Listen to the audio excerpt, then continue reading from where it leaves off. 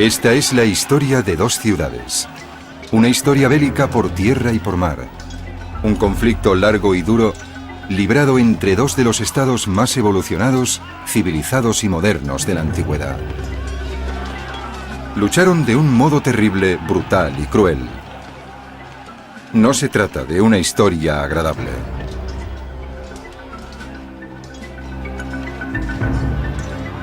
Las guerras del Peloponeso.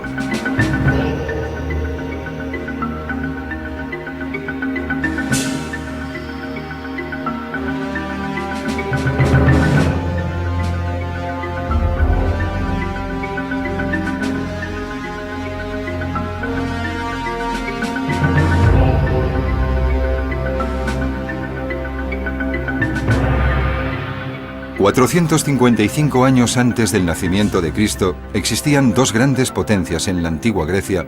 que por entonces era el centro del mundo conocido. Actualmente, ya en una época más pacífica... los turistas admiran los viejos restos de este gran conflicto... sin conocer nada de su magnífico pasado.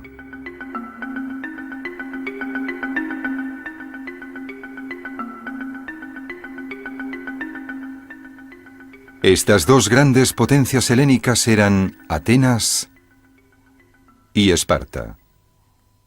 Ambas eran orgullosas polis, ciudades-estado que se observaban con suspicacia. Cada una de ellas creía que debía ostentar la autoridad suprema, pero como todos sabemos, solo puede haber un líder. Se dice que aquel que no aprende del pasado está condenado a repetir sus errores. En este caso fue totalmente cierto. Tanto Atenas como Esparta sabían que la guerra conduciría a la destrucción y a la humillación de una de ellas. Pero, ¿cuál sería? Se habían enfrentado muchas veces, pero un tratado firmado en el año 455 a.C. había mantenido la paz. Como las grandes potencias europeas durante los prolegómenos de la Primera Guerra Mundial, la larga paz se consideraba una mera pausa antes de la guerra. Durante 20 años, Atenas y Esparta habían fraguado una complicada serie de alianzas para mejorar sus posibilidades en caso de guerra. Irónicamente, igual que en 1914, fue ese complejo sistema de alianzas lo que hizo que la violencia se precipitara. La frágil paz se rompió cuando Atenas ofreció ayuda militar a uno de sus aliados. Se trató de una clara violación del tratado, y Esparta entonces les mandó un ultimátum. Atenas contestó con una respuesta poco comprometida. A los espartanos les pareció que solo tenían una salida: declarar la guerra. Tanto los atenienses como los espartanos temían las ventajas económicas que obtendría el vencedor en una contienda entre ambas ciudades-estado. A pesar de las posibles consecuencias para la población civil, tanto el pueblo de Atenas como el de Esparta estaban a favor de la guerra. Tenemos la suerte de que se hayan conservado algunos discursos de la época. Esa rivalidad había encendido las conciencias favorables al conflicto bélico. El odio provocado por la rivalidad era palpable en ambas ciudades, incluso en tiempos de paz. Así que no es sorprendente que pronto se volvieran a oír apasionados discursos en un nuevo esfuerzo por convencer a las respectivas poblaciones de la necesidad de la guerra. Otra vez, los paralelismos con la Gran Guerra son evidentes. La paz había durado demasiado, la gente deseaba la guerra. Los políticos estuvieron encantados de proporcionársela.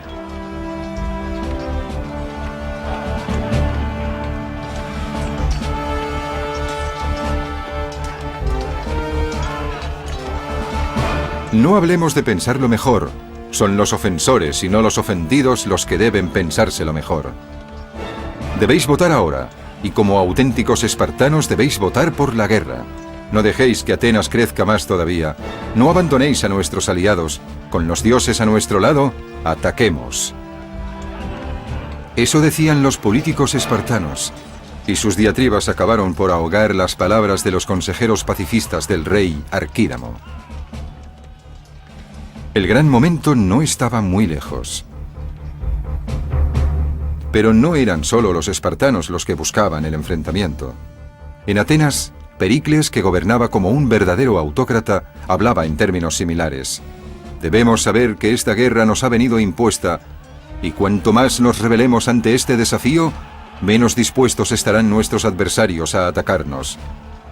Debemos resistir a nuestros enemigos por todos los medios posibles e intentar que nuestros descendientes reciban una Atenas más poderosa que nunca. Si cambiamos la palabra Atenas por Alemania, fácilmente podríamos estar escuchando al Kaiser Guillermo o a Hitler en nuestra propia época.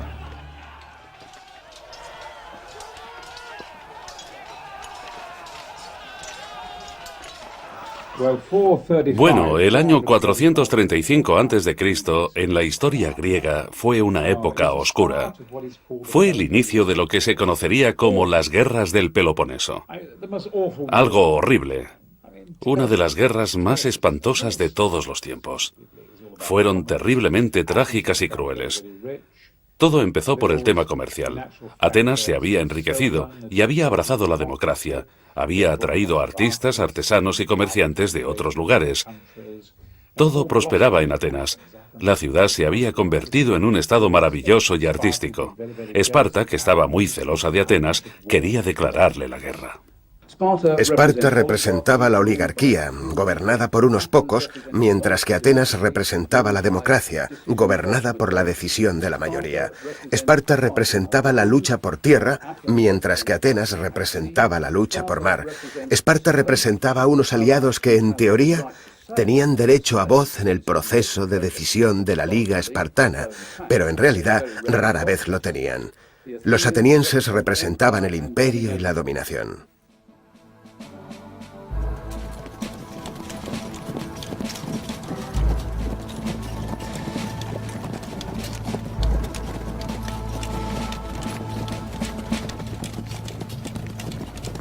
Con la llegada del esperado conflicto, ambos bandos se prepararon a fondo. Recientemente, Atenas había ganado poder e influencia, y al hacerlo, había violado los derechos y las libertades de muchos pequeños estados.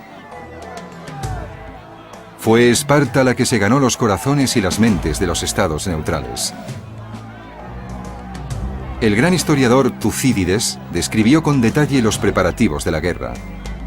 Nada se hizo a pequeña o mediana escala.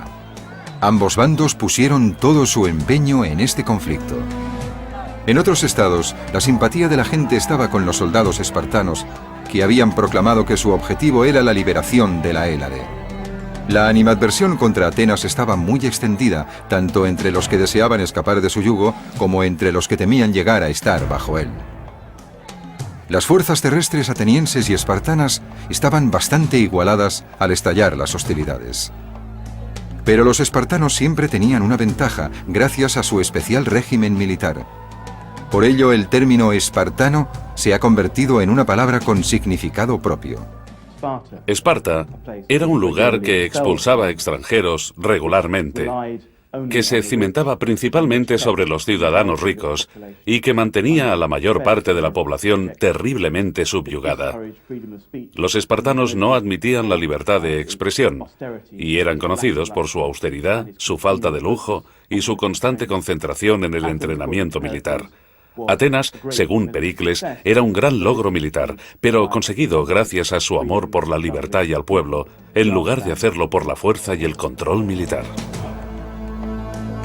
Aunque los espartanos, por su entrenamiento y su disciplina superiores, tenían una indudable ventaja en la guerra en tierra, en mar abierto, la situación era diferente. Atenas se conocía entonces como la mayor potencia marítima del mundo. La flota ateniense estaba compuesta por más de 300 barcos, número que ninguna otra flota podía igualar. El mundo de la marina ateniense era extraño. Popularmente se cree que los trirremes, como las galeras romanas, estaban tripulados por esclavos. Pero se trataba únicamente de hombres libres que recibían un pago por su trabajo. Las condiciones a bordo no eran muy buenas. Los trirremes de Atenas y de España no eran barcos para el océano. Atracaban en puerto todas las noches para que los hombres pudieran bajar a tierra. No eran los desgraciados esclavos de Roma, sino marineros profesionales, bien dispuestos, capaces y patriotas.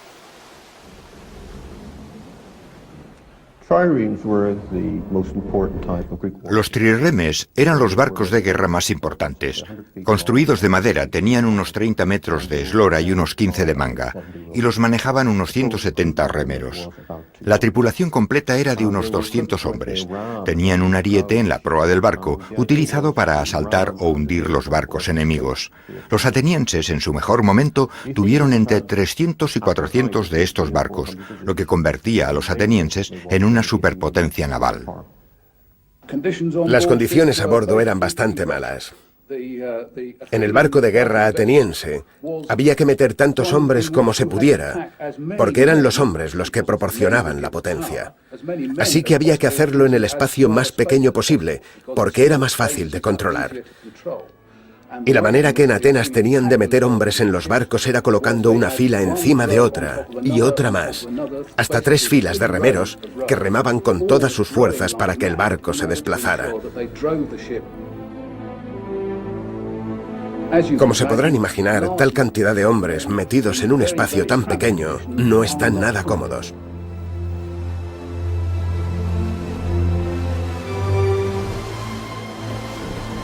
A pesar de la superioridad de la marina ateniense, los espartanos sabían que la guerra se ganaría o se perdería en tierra. En su momento ya se enfrentarían a Atenas en el mar, pero en junio del año 431 a.C., los preparativos habían terminado y el ejército espartano invadió el Ática, el corazón del estado ateniense. Pero los atenienses habían previsto ese movimiento. Habían retirado todas sus posesiones del campo y se habían refugiado dentro de los muros de la propia ciudad de Atenas, así que el ataque resultó infructuoso.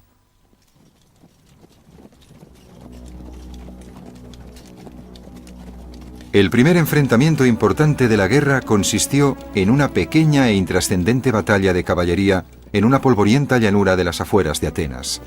No fue decisiva. Los espartanos yacían muertos en el suelo y los supervivientes acabaron por retirarse. La primera fase de la guerra había terminado. Ambas ciudades seguían intactas. Atenas tomó represalias por la invasión de su territorio de la manera que le resultaba más natural. Utilizó su flota para organizar un ataque sobre la isla de Egina y realizar varias incursiones violentas en territorio espartano.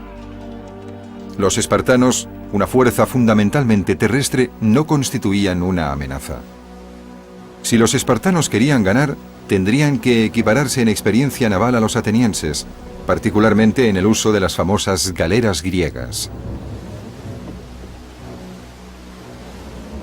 Atenas lanzó entonces todo el poder de su marina. Las poblaciones de toda la costa del Peloponeso pronto sufrirían la ira de los atenienses, ya que de Atenas zarpó una flota de 100 barcos llenos de soldados. Arrasaron con todo, quemaron cosechas y edificios y extendieron el terror allá donde llegaron. El propio Pericles estuvo al mando de esta última campaña. Como conocía la superioridad de los espartanos en tierra, la táctica que eligió fue muy inteligente. Pericles evitó la batalla directa en favor de una lucha naval de ataque y huida, favorable a Atenas.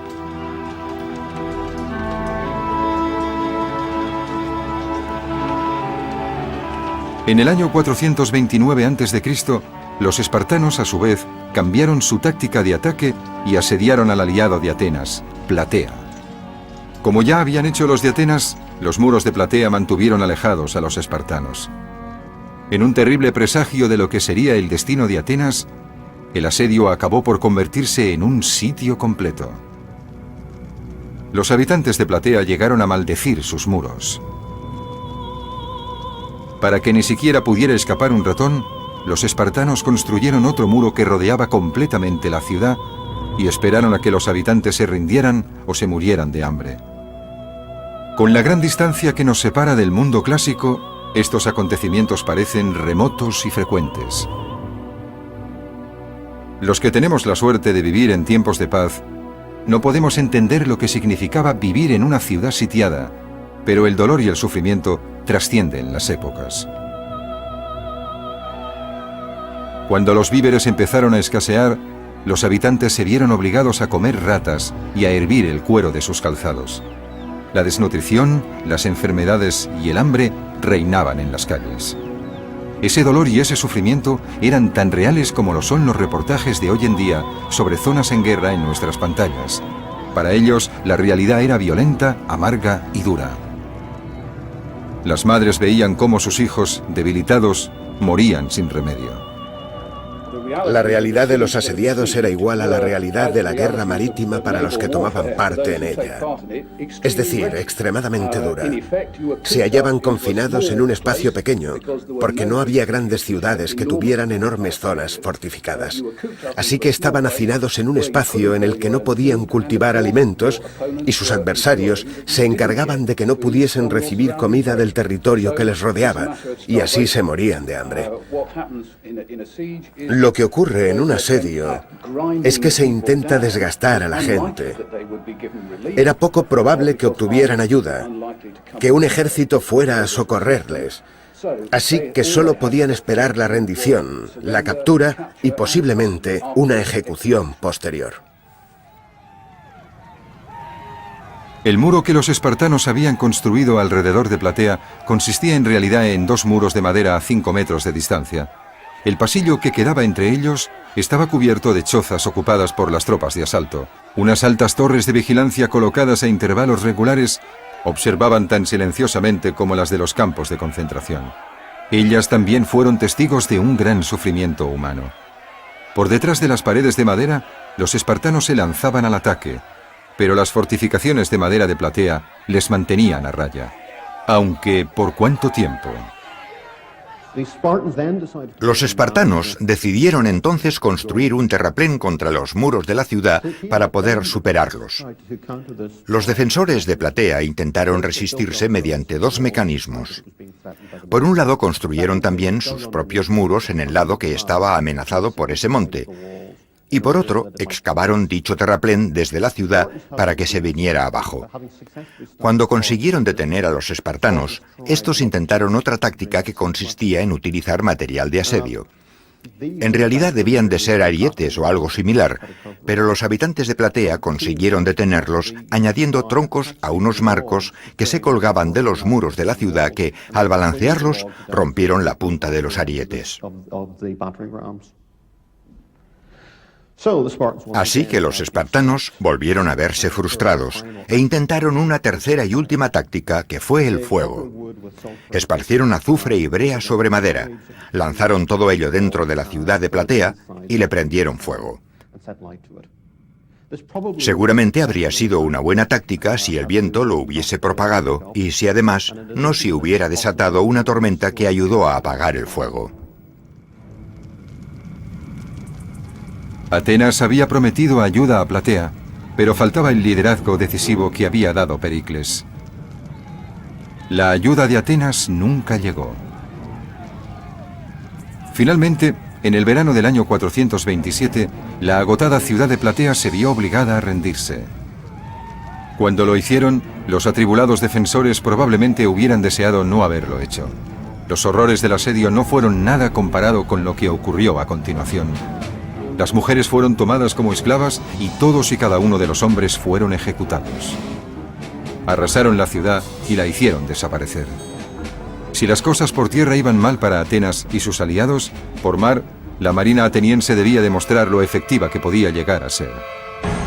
En una batalla marítima en el Golfo de Patras, una flota ateniense de 20 barcos se enfrentó a otra peloponesa de 47. Los espartanos no mostraron ningún miedo ante los atenienses. Tucídides, un cronista que fue testigo de estos acontecimientos, narró la historia. Los espartanos zarparon con sus barcos en formación circular, con las proas hacia afuera y las popas hacia adentro. El círculo era tan grande como podía serlo sin dejar huecos entre los barcos lo bastante grandes para que el enemigo pudiera maniobrar en ellos. Dentro del círculo estaban todos los barcos ligeros que formaban parte de la expedición, junto a 5 de los buques de guerra más rápidos y mejor equipados, que debían estar preparados para salir y acudir en ayuda de cualquier porción de la circunferencia que el enemigo pudiera atacar. Los atenienses formaron una fila y se colocaron en un círculo cada vez más pequeño alrededor de los barcos enemigos, obligándolos a agruparse y a mezclarse con los barcos más pequeños. Y cuando el viento se elevó al amanecer, los espartanos estaban totalmente confundidos. Tucídides contó lo que ocurrió a continuación en la flota espartana. Los barcos chocaban unos contra otros y tenían que ser empujados por los botes. Con los gritos, los chillidos y los insultos de uno a otro barco, era imposible oír lo que el capitán quería hacer o las órdenes de los barqueros. Como carecían de experiencia, no podían utilizar sus remos en el agitado mar, lo que hacía que fuera más difícil controlar el barco. Fue en ese momento cuando Formión dio la señal. Los atenienses atacaron. Destruyeron todos los barcos que encontraron a su paso y sin resistirse en modo alguno, el resto de los barcos espartanos huyó. Sin embargo, a pesar de sus éxitos en el mar, los atenienses no conseguían triunfar por tierra. La guerra seguía adelante y ninguno de los bandos estaba cerca de conseguir la victoria total. Pero en el año 424 a.C., las cosas empezaron a cambiar cuando los atenienses sufrieron una derrota importante en Delio. Delio era el emplazamiento de un templo de Apolo. El comandante de las fuerzas atenienses era el general y filósofo Hipócrates. Demostraría ser mejor filósofo que militar. Apenas un día después de dejar Atenas, el nervioso Hipócrates había llegado a Delio y sin vacilar empezó a construir fortificaciones. En cuanto tuvo protegida a la guarnición, dejó un pequeño contingente de 300 soldados de caballería como defensa e inició una rápida marcha de vuelta a Atenas. En un campo, a 1,5 kilómetros al este de Delio, se encontró con un ejército de beocios que eran aliados de Esparta. Los beocios solo tenían una cosa en la cabeza: vengar la desaparición de su templo. Estaban listos para atacar inmediatamente. Fuerzas de todo el territorio llegaron para participar en la batalla, reuniéndose detrás de una colina que separaba a ambos ejércitos. Por la tarde, cuando los beocios se hubieron situado en formación de batalla, aparecieron en lo alto de la colina. La caballería estaba colocada a cada extremo, junto a las tropas ligeras. Entre ellas había 3.000 guerreros tebanos con escudos, colocados en 25 filas. Allí estaban los guerreros más capaces, disciplinados y peligrosos de la antigüedad. Hipócrates había situado a sus guerreros hoplitas en una línea de 8 hombres de profundidad y a sus unidades de caballería en los flancos. Justo antes de que se enfrentaran al enemigo, Hipócrates se dirigió a sus hombres. Si triunfamos, los espartanos, sin el apoyo de la caballería beocia, no volverán a invadir jamás nuestra tierra, y con solo una batalla ganaréis estos territorios y haréis mucho por liberar a vuestro pueblo. Así que id a su encuentro con el espíritu de los ciudadanos de una ciudad que todos estamos orgullosos de señalar como la primera de Grecia. Los beocios entonaron su canción de guerra y los dos ejércitos avanzaron y se enzarzaron en un feroz combate. Pero este terminaría en desastre para los atenienses. La maldición de la gran ciudad estaba un paso más cerca. La batalla de Delio supuso una gran derrota terrestre para Atenas durante la primera mitad de la guerra del Peloponeso. Formaba parte de un gran plan de los atenienses para conquistar y ocupar el territorio de su vecino occidental, Beocia. La idea era realizar un ataque, el mismo día, en 3 frentes, desde el oeste, desde el sur y desde el nordeste, donde estaba Delio. Pero hubo una traición. El plan fue revelado a los beocios y además la coordinación fue mala, así que los ataques del sur y del oeste fueron repelidos antes de que los atenienses llegaran a Delio y los beocios pudieron dirigir todas sus fuerzas contra el ejército ateniense que estaba allí. Al ver que las cosas habían salido mal, los atenienses estuvieron a punto de retirarse. Habían perdido gran parte de sus tropas ligeras para volver a casa y solo les quedaba el cuerpo principal de guerreros hoplitas, la infantería armada más pesadamente.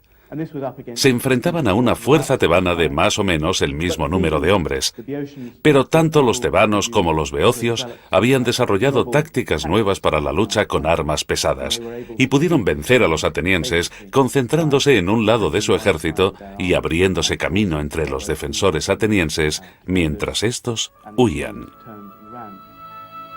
El propio Hipócrates murió en el campo de Delio, junto con 1000 de los preciados guerreros hoplitas de Atenas. La pérdida de tantos hombres fue un golpe muy duro para Atenas. Además, tenían el problema del cada vez más elevado coste financiero de la guerra. Había un problema en la manera en que los atenienses gastaban el dinero. Era muy caro mantener y tripular una flota. Mantener un barco a flote durante un mes costaba aproximadamente un talento.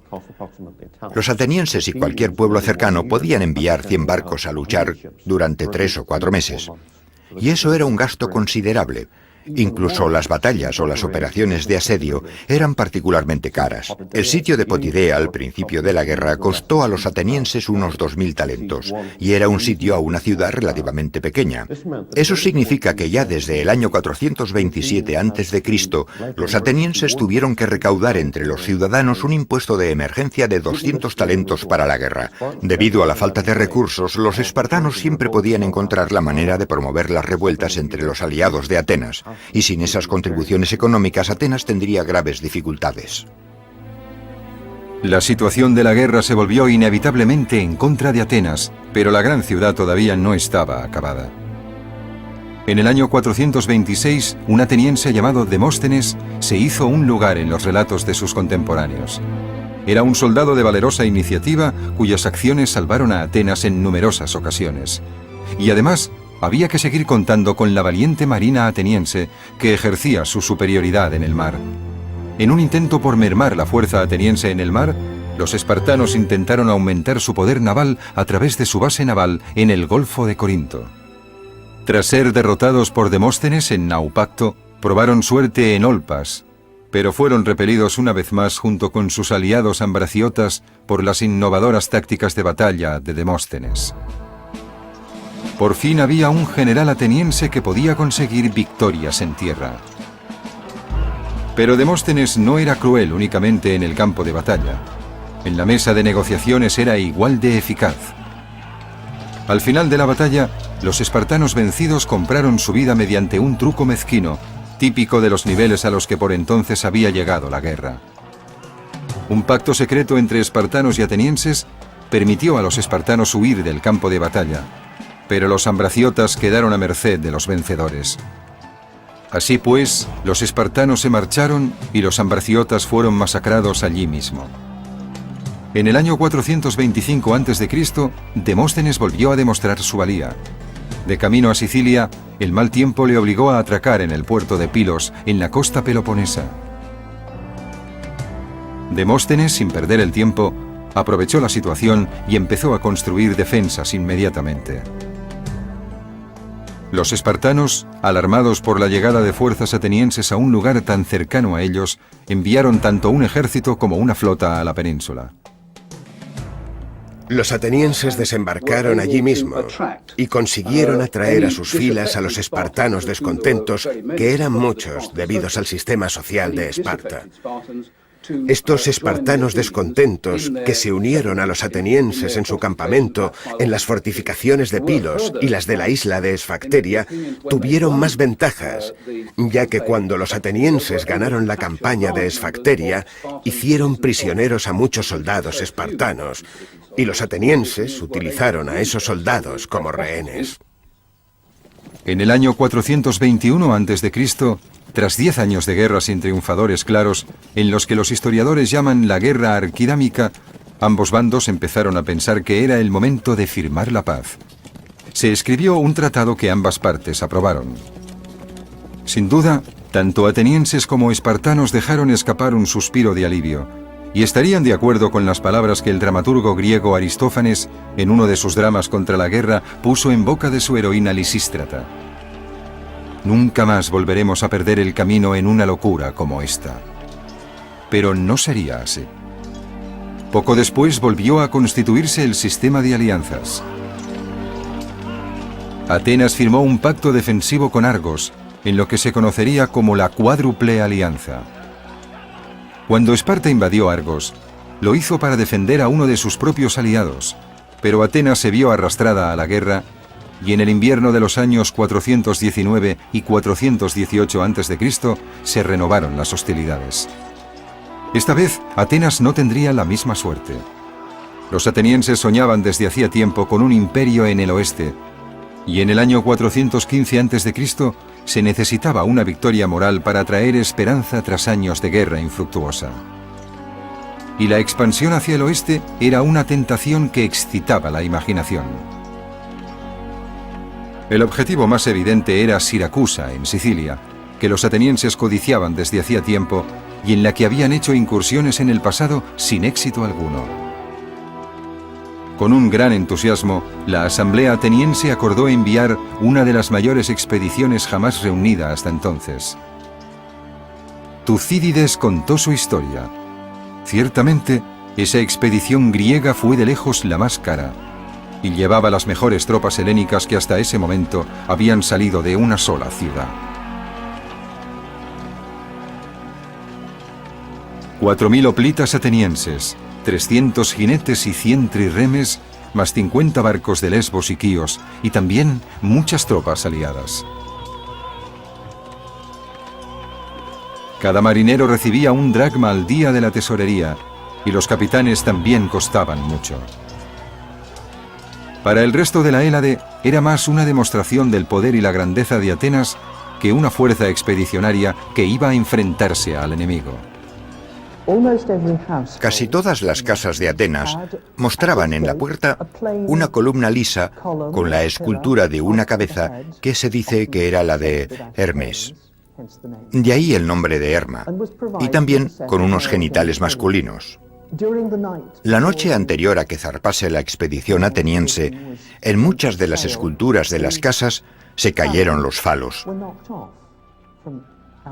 Y como se creía que éste proporcionaba protección y fertilidad al hogar, hubo una cierta intranquilidad entre los atenienses, porque lo vieron como un terrible presagio.